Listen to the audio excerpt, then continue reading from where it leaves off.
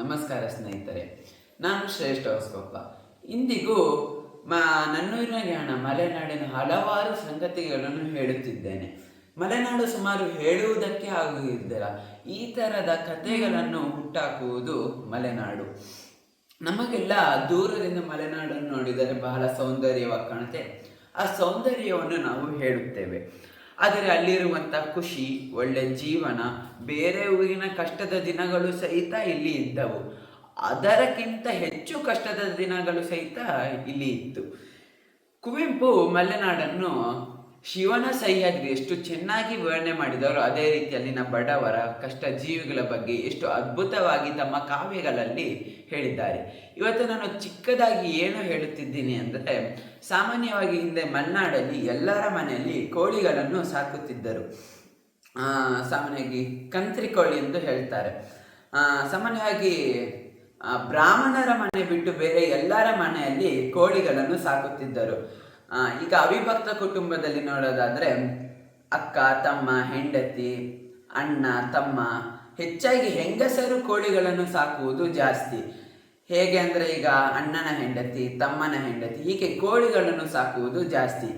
ಈಗ ನಾವು ಅವಿಭಕ್ತ ಕುಟುಂಬದಲ್ಲಿ ನೆಂಟರು ಬಂದರೆ ಅಂದರೆ ಅವರ ಮನೆಯ ಕೋಳಿಯನ್ನು ಮುರಿಯೋ ಒಂದು ಸಂಪ್ರದಾಯ ಇತ್ತು. ಇವತ್ತು ನೆಂಟರು ಬಂದರು, ಏನು ಸಮಸ್ಯೆ ಆಗ್ತಿತ್ತಂದರೆ ಯಾರ ಕೋಳಿ ಮುರಿಬೇಕು ಎಂಬುದು ಒಂದು ದೊಡ್ಡ ಸಮಸ್ಯೆ ಆಗ್ತಿತ್ತು. ಯಾಕಂದರೆ ಅವರು ಎಲ್ಲರೂ ಕೋಳಿಯನ್ನು ಮಾರಾಟಕ್ಕೆ ಇಟ್ಕೊಂಡಿರ್ತಾರೆ, ಅಥವಾ ಕೆಲವರು ಕೋಳಿ ಅಂಚೆಗೋಸ್ಕರ ಮಾಡ್ಕೊಂಡಿರ್ತಾರೆ. ಅದೇ ರೀತಿ ಎಲ್ಲರೂ ವ್ಯಾಪಾರ ಮಾಡೋಕ್ಕೋಸ್ಕರ ಇಟ್ಕೊಂಡಿರ್ತಾರೆ. ಅವಾಗ ಏನು ಮಾಡ್ತಿದ್ರಂದರೆ, ನೆಂಟರು ಯಾರಿಗೆ ಸಂಬಂಧಪಟ್ಟಿರ್ತಾರೋ ಅವರ ಕೋಳಿಯನ್ನು ಮುರಿಯೋ ಒಂದು ಸಂಪ್ರದಾಯ ಇತ್ತು.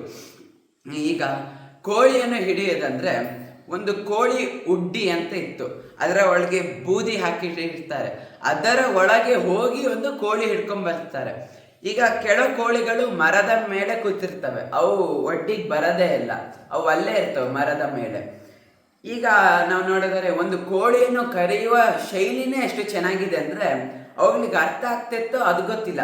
ಹಿಂಗೆ ಬುಟ್ಟಿಯನ್ನು ಹಿಂಗೆ ಹಿಡ್ಕೊಂಡು ಕೋ ಕೋ ಕೋ ಕೋ ಅಂದರೆ ಇಲ್ಲಿಗೆ ಬಂದಿರ್ತದೆ, ಅವಾಗ ಬುಟ್ಟಿಯನ್ನು ಮಗ್ಸ್ತಿದ್ರು, ಕೋಳಿನ ಹಿಡಿತಾ ಇದ್ರು.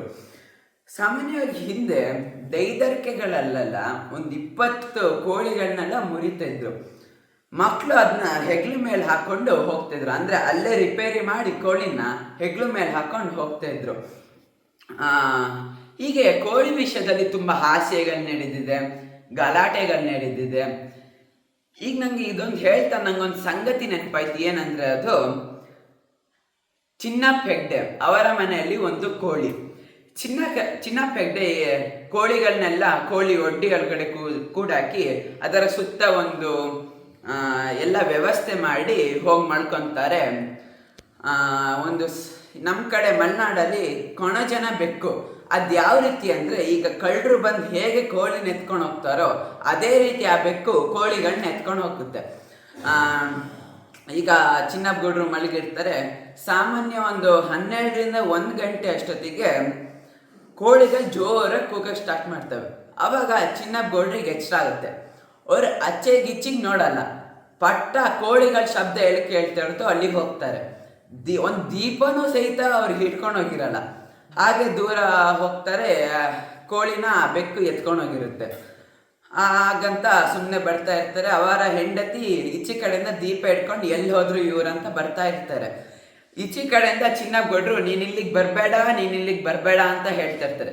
ಆದರೆ ಅವರ ಹೆಂಡತಿಗೆ ಏನು ಹೇಳ್ತಾರೆ ಅಂತ ಅರ್ಥನೇ ಆಗೋದಿಲ್ಲ. ಅವ್ರದ್ದು ಏನಂದರೆ ಚಿನ್ನಪ್ಪ ಗೌಡ್ರದ್ದು ನೀನು ಇಲ್ಲಿಗೆ ಬರಬೇಡ, ಇಷ್ಟೇ. ಆ್ಯಕ್ಚುಲಿ ಇಲ್ಲಿ ಏನು ಸಮಸ್ಯೆ ಆಗಿತ್ತಂದರೆ, ಪಾಪ ಚಿನ್ನಪ್ಪ ಗೌಡ್ರಿಗೆ ರಾತ್ರಿ ಮಲಗುವಾಗ ಪಂಚೆನ್ ಕಟ್ ಮಲಗೋ ಒಂದು ಸಂಪ್ರದಾಯ ಇತ್ತು. ಈ ಕೋಳಿ ಕೂಗಿದ ಗಲಾಟೆಯಲ್ಲಿ ಪಾಪ ಚಿನ್ನಪ್ಪ ಗೌಡ್ರು ಗಡಿಬಿಡಿಯಿಂದ ಎದ್ದೋದ್ರ ಪಂಚಿ ಮನೇಲೆ ಬಿದ್ದೋಗ್ಬಿಟ್ಟಿದೆ.